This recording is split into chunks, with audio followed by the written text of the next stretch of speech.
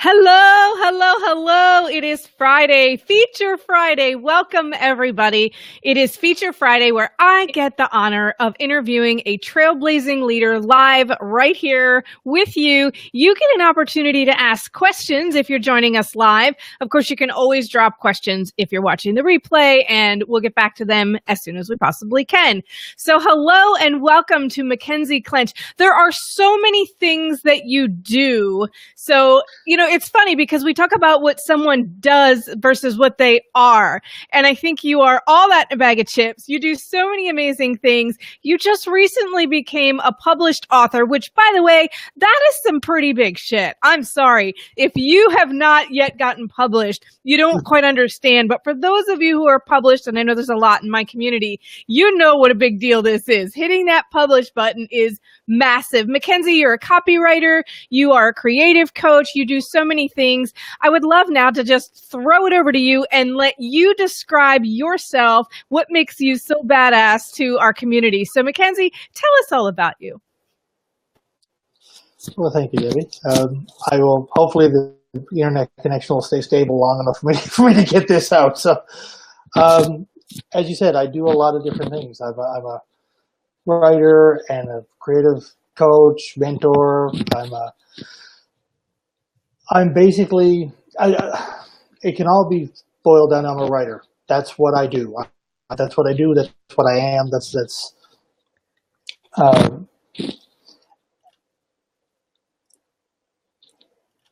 Just trying to think how to put this in a word.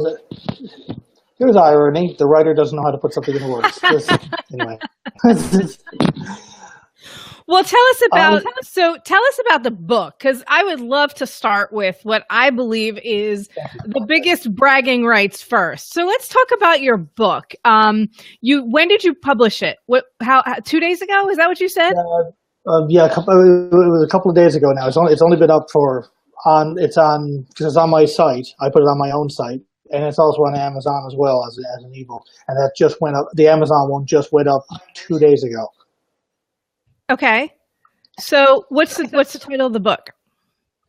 It's called Of Cabbages and Canes, Musings of a Beautifully Disordered Mind. Say that again, because you were breaking up. Of Cabbages and Canes. Gotcha. Okay. All right. So, I think it's go ahead. Go ahead.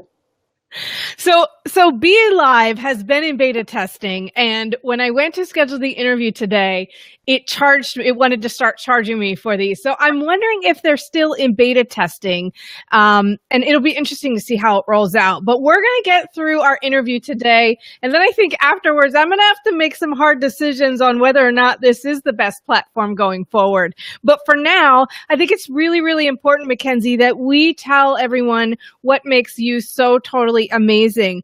Your book, tell us a little bit about it. I know you're a copywriter. What was your book about?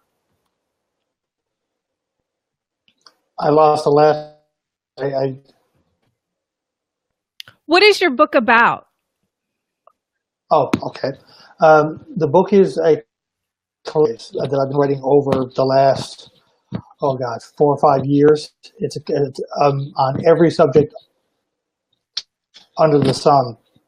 Everything from writing and language, and it's basically things I'm passionate about. So writing and language. There's things about social issues. There's essays about food. It's just literally just a collection of essays grouped into categories, and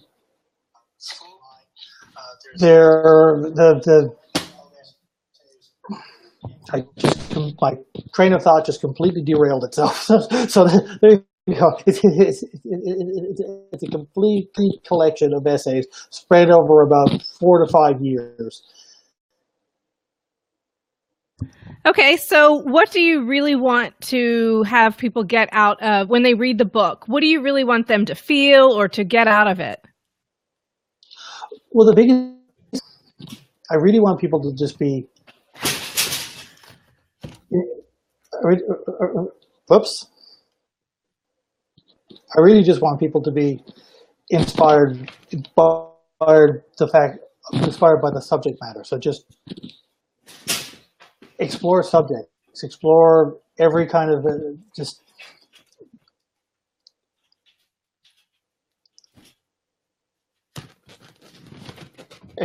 sort of it. Okay, so I've apparently lost the ability. My entire screen just busted behind me. It was like the man behind the curtain was exposed. So my screen just dropped, my phone dropped. We're having such, for some reason, Be Live has not been the technology system that it was for the first several weeks. And so for some reason, the last couple of weeks, the signal hasn't been strong and it's been really choppy and difficult. So I normally keep Facebook open on my computer as well so that I can see your comments. However, this week I decided maybe that had something to do with the signal, which clearly it doesn't because it's not on. Anyway, so I had it on my phone and I'm thinking, oh yeah, we'll do it on the phone. It'll be no problem. So I went to listen to it on the phone and unfortunately my phone volume is still pretty high. And so I was getting feedback. So the phone knocked on the floor. So I was like, okay, be quiet. So I went to pick the phone up and I knocked it back up. It is like, I'm serious. It's like the bloopers of all bloopers, which is why I knocked you into your own screen instead of having me back here like, oh my God, because it happens. And I always tell people it's so important to show the real and authentic stuff that happens.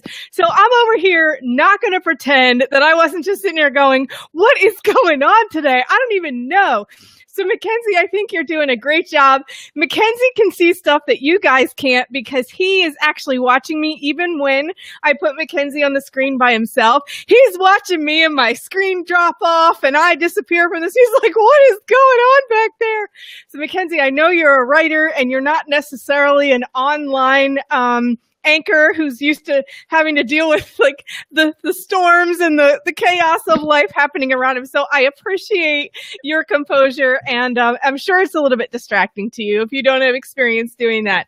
But talk to us about, because I know you also work with people, in addition to putting out a lot of your own content, you also work with people, and it looks like I froze. Did I freeze? Did I freeze there? Nope. Okay. So I know you also work with people. Nope. How do you work with your clients? What do you help them do? Basically, I help my clients find their own story. Every single client, every business has their own specific, so I call it their song. I help them sing their songs. That's how I put it. Because they all have their own unique story they want to tell, and a story that goes to their unique their ideal client, sorry. So I help them connect. I help connect businesses with their ideal clients. That's really what it's about, because a lot of times, a lot of businesses will create content, but they'll create content based on what everyone else is doing because they think they're supposed to do that. And there's none of themselves in there. There's none of their own person. And the beauty of being an entrepreneur is that you don't have to follow the rules. That's why you became an entrepreneur. You don't need to sound like Walmart. You're not Walmart. You don't want to be Walmart, so you don't need to sound like them, right? So you can be a lot more personal and a lot more really specific about who you want to talk to, and that's what I help people do. Put some humanity back into content creation, partly by not using phrases like content creation. It's such a dry, boring phrase. That's part of it. Is I help them put them into their communication. Yeah, but it's unfortunately some things are necessary when you have to go into the broad space to find the people who really need your gifts. And I love that you work with people to help them find their song. So when you do that, do you work them through the content creation process? Is that how you do it? Like tapping into that inner part of them to get their message out? Yes, absolutely. In fact, on my website, in my about page, I just said, around here we don't do boring, and then around underneath I said, wait, who's we? Like, because it is a collaboration. I collaborate with my client. It's here's all my stuff. Go write some stuff for me, and more of let's work together and figure out who you are, and then we start to infuse that into basically my job, this is the easy way to describe it, it's my job to never look like I was here. Like, so if I create content, it should look like I had nothing to do with it. This is all you. This is just you talking, right? So I should never, ever, if you can see me in there, I didn't do my job properly, basically. I'm kind of like a special effects guy. If you can see me in there, then I did something wrong. Right. Makes total sense. Be able to see it. Yeah. So I want to welcome. Well, I want to welcome Mark is here. Hi, Mark. Neil is here. Hello, Neil. Neil is actually going to be our Feature Friday guest next week, provided we can get some of these kinks out of Be Live. Jen, hello. Thanks for joining us. Neil's laughing, saying he might not be on next week if we can't get these kinks ironed out. Neil also said, by the way, Mackenzie, to create your own brand, image, and content. It's very, very true. And Mark, of course, said how nice it is to see another male guest on here, because the Feature Fridays were so female heavy for a long time, because I think I don't know if it was just that men were resonating with different messages, or maybe I just decided at one point, you know what, we needed more men. And so I called them in. I don't know. Maybe that was about content creation, right? Get the men. Let's start putting the men vibe out too. But I think it's really important because from a visibility perspective, and I'm sure even you probably, Mackenzie, see a lot of females who struggle with really being able to get their message out. And part of it, and here's what I want to ask you, do you notice a difference in the males versus females? Whereas females, maybe it's more of a confidence issue of, can I really say this? I've been told to be quiet and shut down my whole life. Whereas men, maybe it's more like tapping into the fact that some of this is even in there, like getting them maybe out of their heads and more into their hearts a little bit to connect with the message that their audience is looking for. It is a little bit of that, yes. I do see some of that. Like there are certain, I hate to call them stereotypes, but they are kind of stereotypes that I've seen online in a lot of groups, like some entrepreneur groups that I've been in, male heavy. So there weren't a lot of women, but mostly men. And I've noticed that I didn't really fit in there because I felt like, and this is how I used to describe it, and these are lovely people, but I felt like I wandered into a locker room for a sport I know nothing about, which is all of them. But it's kind of how it felt. It's a very, very aggressive, it's much more aggressive tone, much with each other. There's a lot less a lot less, there's interaction, but it's almost more everyone's competing with everyone else. Mm-hmm. And I'm kind of like, I'm not sure this is really where I fit, but that's sort of I think that's kind of a learned behavior that sort of happens, in that community. Whereas there's a lot of men, I know a lot of them in the groups I'm in now, who are completely the opposite. They're much more collaborative, and they tap into their, again, as you said, into their heart, less in their head, more into this. And it's true, there is a lot of this going on, a lot of in their head, very analytical kind of thinking, which is great, but you kind of want to get out of your head occasionally, because that's when you start over optimizing content, and you start praying to the gods of Google. You stop sounding like a person. Now you just sound like someone. You sound like a machine. You're talking to a machine at this point, and you start losing that connection to your clients. So then you end up writing things like utilizing resources moving forward. Leveraging synergies, and you start using horrible language like that, and you just completely lose people, right? Just kind of that sort of thinking. But you're right, I have seen it with women too, who don't feel like it's sort of a confidence issue, which to me I find tragic, because they have such amazing products and services and stories and things they could just totally tap into. So to me that's an even greater tragedy, that women don't feel confident. So if I can help them do that, if I can help them get that confidence out to go, look, you've got an amazing story right here. All you got to do is literally put it out. People will just totally gravitate to it. If I can help women do that, that's amazing, because we need to hear those voices now. We need to hear that especially now. We really need to hear it now. Right. So if anyone has questions for Mackenzie, drop them in. I would think that a couple of questions that I have naturally are coming up for me too, but I want to give our audience an opportunity to also ask you some questions. So if you have any questions about maybe how he does the process, any advice he could offer maybe for men or how to tap into that part of you that's going to help get the message out in a bigger, bolder, and maybe more effective way. I think effective is the best word I can think of at the moment.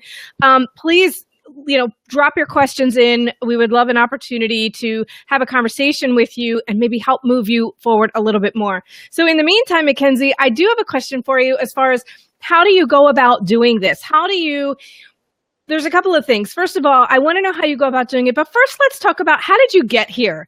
The story of Mackenzie. How did you get to the point in life? Like from a boy, and I'm going to totally stereotype here, even though I was a girl playing Matchbox cars out in the dirt. So I'm going to say from a boy playing Matchbox cars at the age of 5 or 6 or 7 or whatever, if that's what you did, or maybe you just played in the dirt. I don't know.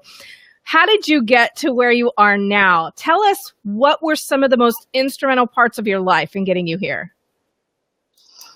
Well, the biggest one was when I was actually even farther back than that. I was 4 years old when I first started to read. I didn't know what I was reading, but I was reading. Like I was reading words. My babysitter, I'm told, I don't remember this, my babysitter apparently used to take me out to the park where there was a big statue and I could pronounce Newfoundland Regiment. I could read all that. I didn't know what it meant, but I could read it. And she used to bring me out there because she used to impress people who walk by. Go, how old is he? Wow. And I was just fascinated by the sounds of the words. And that was what started this absolute love affair with word. So I wasn't much of a play in the dirt kid. I was more of a give me a stack of books and I go disappear for all day. And that was all I did. I read voraciously. I mean, the cereal box, anything that was in front of me, I didn't care what it was. I just wanted words and just read and read and read. So that kind of started. There was a lot of like a lack of confidence that I could do it too. Like I loved it, and I wanted to do it, but I never thought I could. And I never took it really seriously as being a writer, actually being like a real sort of, someone who actually had words of his own. I kept reading everyone else's. And then finally, a few years ago, I finally just, why not? Let's just I've been talking about this for years. Let's just give it a try and see. And I just sort of nudged my way into copywriting, and I just started writing on my own anyway, because no one had ever seen it. I just never let anyone see it. But then people started to encourage me on it, because people would say, that's really good writing. Wow, that's really... And I mean, you kind of don't have a choice. But when you read that much, and when you write as much as I did, just on my own, you're going to get better at it just because you're doing it constantly. It's the only way to get better as a writer is to write. So I was building up all this sort of raw talent without even realizing I was doing it, but without the confidence to back it up and actually put it out there and use it. And when I finally took that one step out and put it into work, that's when people started to respond and went, oh, you can do this for a living. Okay. And then it kind of snowballed from there, and building on that ever since. And then the book now was the culmination of that. To me, this is literally 4 years old, coming full circle. This is sort of that story going. Here's my words. Here. This is not for a client. This is for me. This is my gift to the world, or as I like to jokingly say, by my literary litter, which I'm which I'm inflicting on an otherwise innocent, unsuspecting public. So is it on Amazon? Is that where we find your book? Can we find it on Amazon? I'm sorry, I didn't get... Is your book on Amazon? Is it on Amazon? It is on Amazon. Okay.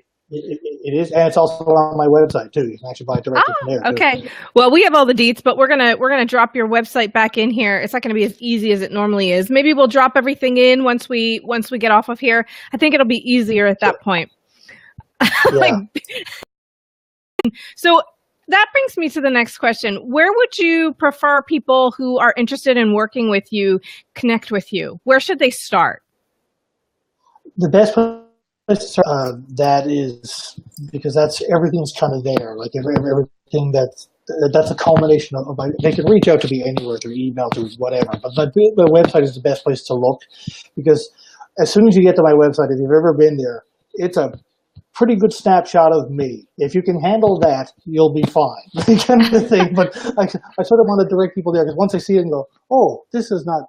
No, you're not in Kansas anymore. This is me. So once I like to give people that sort of almost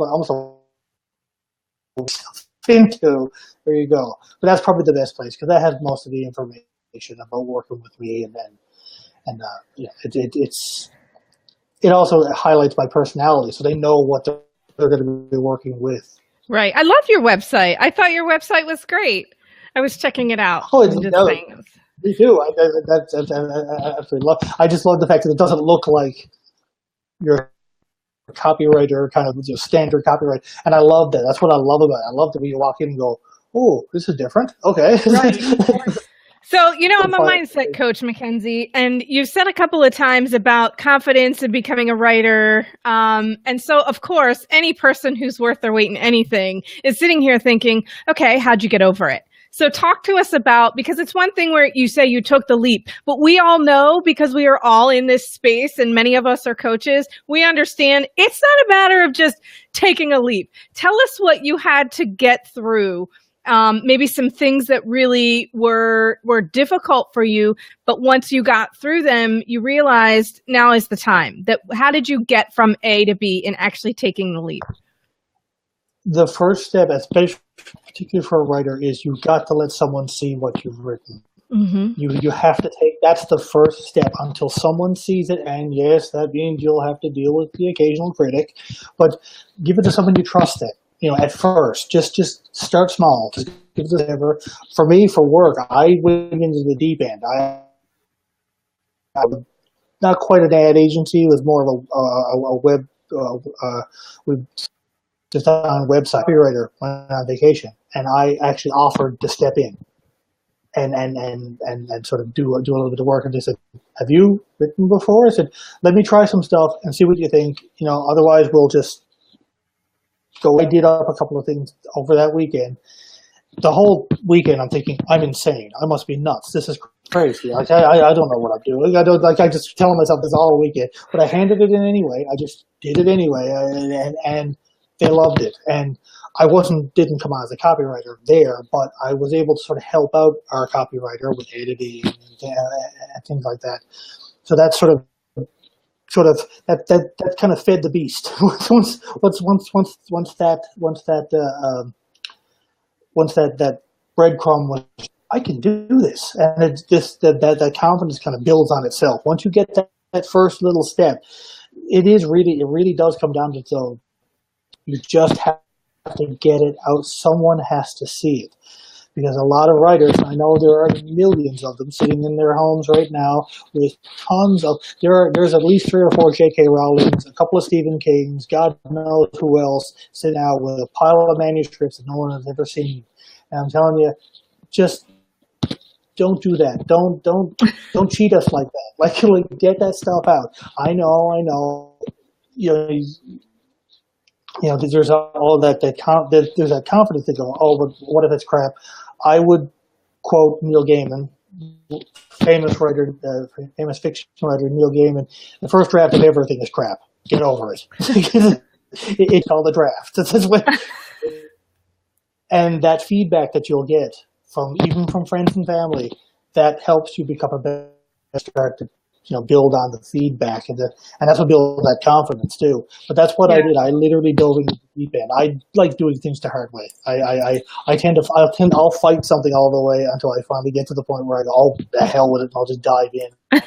So it sounds like the first step in conquering that confidence issue is just taking the action. I mean, we say, oh, it's not really a leap, but clearly for you, it was definitely a leap. It was just, there's obviously a point where when you said, oh, to hell with it, just do it. And you hit the publish button and you sent it and you did what you needed to do in order to get the process moving for you. And so I loved what you said, that it basically built upon itself. So get us to the point where, great, you feel good now that you actually are a decent writer. How did you get to the point where you decided to start teaching people to do the same thing for themselves?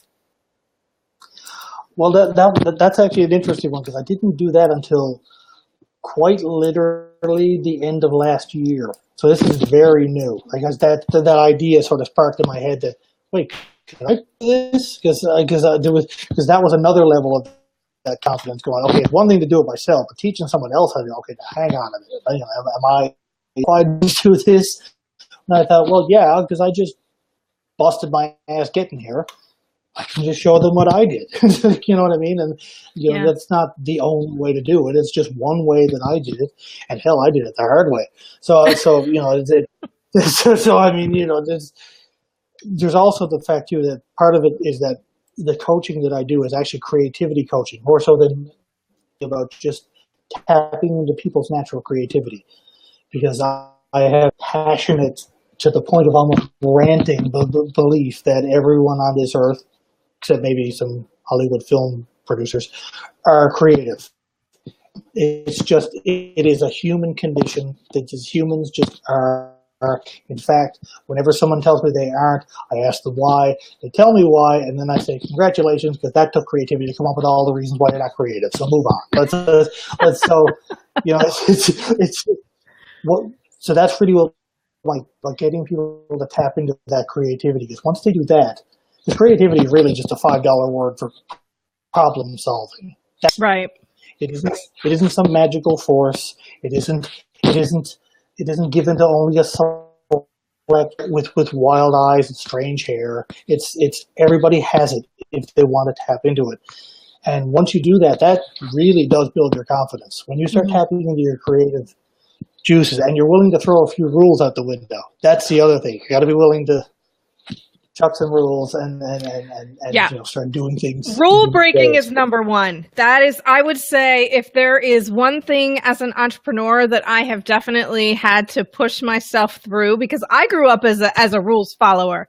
Believe it or not, I did. I haven't always been, though, because I grew up that way. And then early in my adulthood, I said, oh, hell no. No one else knows better than I do. And so obviously it was a journey, but it's really interesting though, because, we're surrounded online by a lot of people telling us the right way to do things. This is how you do this. This is how you make money. This is how you set up your website. This is how you do this. And so many people telling us how things need to be done. And I love that you said you have to be a rules breaker, because you really, really do. Unless you're going to, of course, like a cookbook. If you want to write a cookbook, it does require creativity to do that too.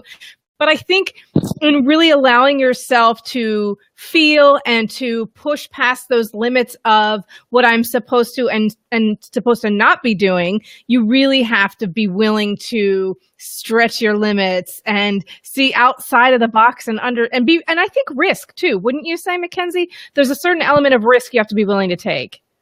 Anytime you put a piece of creative work out there, you're risking someone saying something that's not going to be pleasant. I've done just a slight sidebar on comedy, and when you've done that, wow,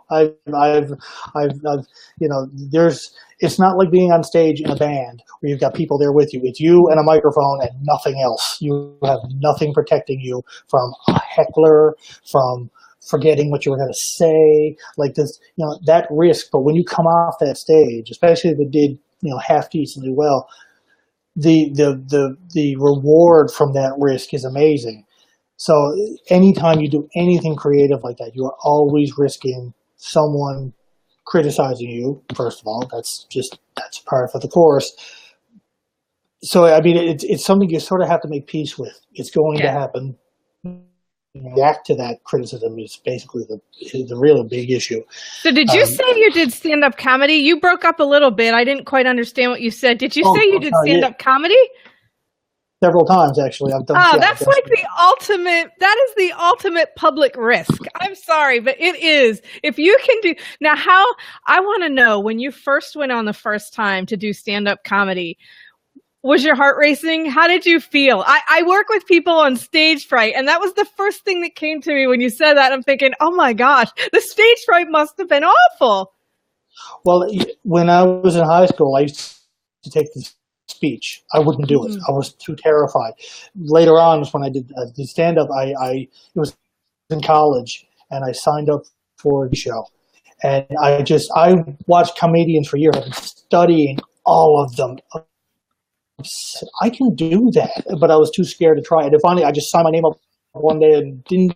I just did it without even thinking about it, and then walked away. And what did I just do? So, but I did it without thinking. And sometimes that's how you have to take a risk. Shut the brain the thing, and then worry about it later. But the first time I went up, yes, I was absolutely. I left the microphone on the stand because I was shaking too hard because I wouldn't be able to hold a mic because I'd be shaking. So Wow. But it went brilliantly. People loved it. People absolutely loved it. And I just came off and went, wow, it's still terrifying. I've done it 3 times now, and it's terrifying every time. And I bombed once. I have bombed. I have. And you look at that, and you're still living and breathing and talking to us. That's what the headliner told me. The headliner of the night told me. He took me aside. He said, first of all, he said, now you've had the worst happen to you. You're still here. Like he said, now, every comedian has to bomb at least once because you need to get that out of your system. Now you know what it's like. So now all the fear usually comes from you don't know what it's going to be like. Well, now you do. Here, see, and you're still alive. Move on. You know what I mean? Like you're okay. It sucks. Don't get me wrong. It's terrible. But once it's the anticipation of it half the time that's worse than, just like the anticipation of criticism of your writing. Like I even said it to someone today, I'm sort of worried about putting my writing out to a larger group because now that's opening up for more things. There may be no one. No one may. It's more the anticipation of, what could happen. Yeah. And it happens. And as a writer, I'm sure there's just a process that needs to be released. When you're a writer, there's the message and the message has to come out. And sometimes it's just the process of releasing that message that allows the new stuff, the next stuff to come through. So I love that you did that. The other thing too, Mackenzie, is they say that we are only able to guide people and teach people through what we ourselves have gone through. And so I love that you have some of the most, what I would consider traumatic experiences for a person who does have fear of putting their words, being vulnerable in public. I love that you have some of the most difficult by all intents and purposes situations that you've gone through, that you've moved through.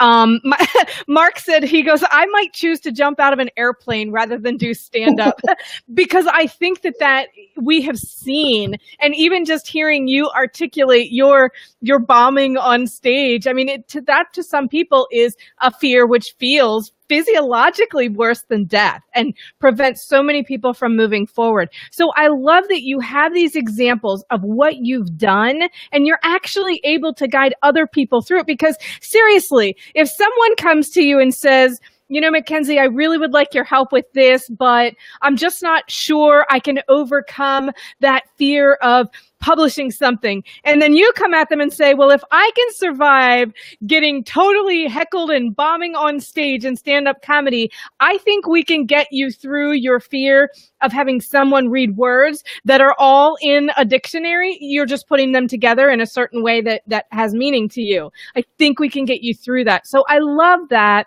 and that you've gone to some really difficult limits to be a teacher. So I just want to recognize that and acknowledge you for that, and say what a gift I think it is that you somewhere inside of you had that tenacity and that, I don't even know what the word is. I mean, I know what the word, I like balls, right? I'm sorry, but that's the only word that comes to my mind.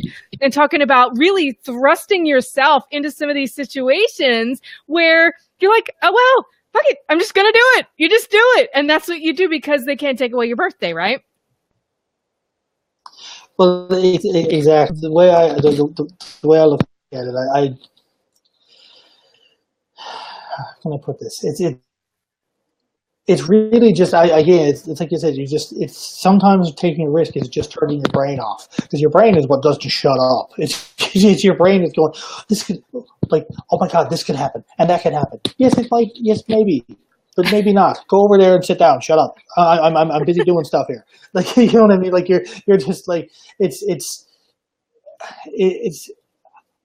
I guess my response to someone who says, I'm really worried about putting out, like writing, for example, putting my words out there. I completely understand it, But to my mind, their story, the words that are inside them now are worth 2,000 times what anybody is going to say in terms of criticism. Yeah. We need that more. Like that's much more, it's more valuable than anyone will ever say. And the thing is, if you put out something, I don't know, you write a short story and you publish it, that short story is probably going to make more people happy. Like it's going to say 1,000 people and tick off one. So this one schmuck who just couldn't go 5 minutes without saying something. Well, bad day for him. But think of all the other people who are benefiting from it, who just got something from it, who are entertained by. I mean, I say that about my own writing. You've seen the stuff I do in the groups and stuff. Even if no one takes anything out of the posts that I do, even if they're just laughing, I'm okay with that, if that's all it is. Yeah. Mackenzie, one of the best pieces of advice I ever got was, why would you even care one little bit about someone who is not buying your product and isn't paying your bills?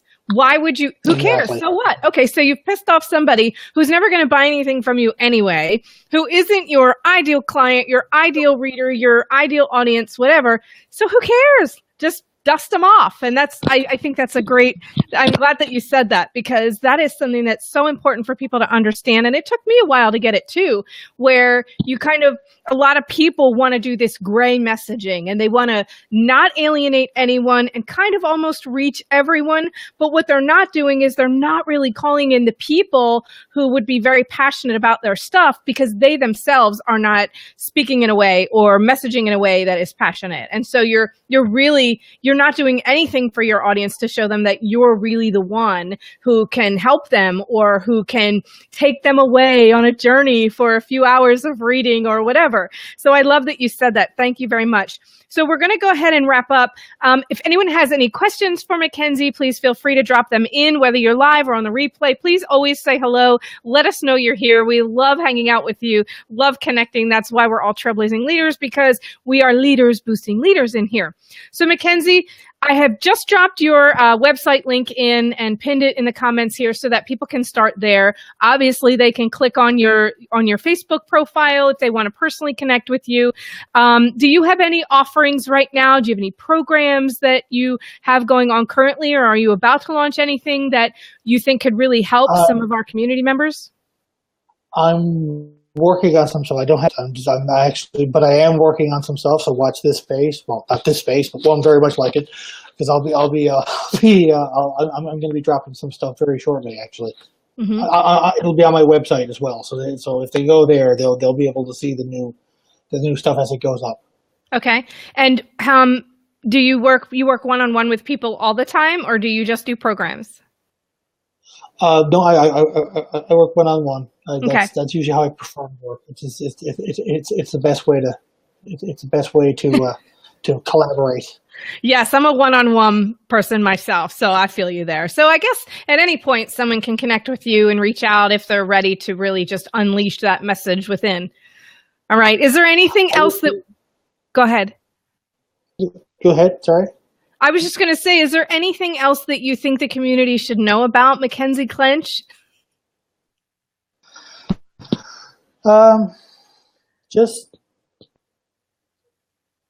that everyone watching there, they've got a story in them, and I want to see it. We all do. We all want to see it. It's on the bottom of all my posts. I always, sing your song.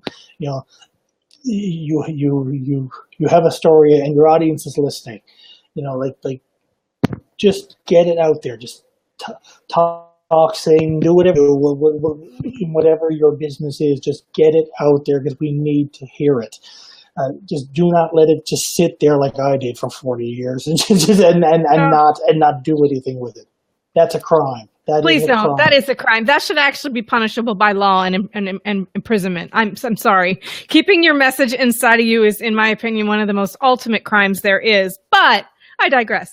Mackenzie, I am so honored to be able to get to know you a little bit more and to have you on the show today. So I really do appreciate it. I look forward to connecting with you further. And I want to thank everyone who was able to tune in. And for those watching the replay, thank you. Always feel free to drop in your questions or reach out to Mackenzie personally, see how he can get that message out of you. So thank you so much. And we'll be back next Friday for Feature Friday.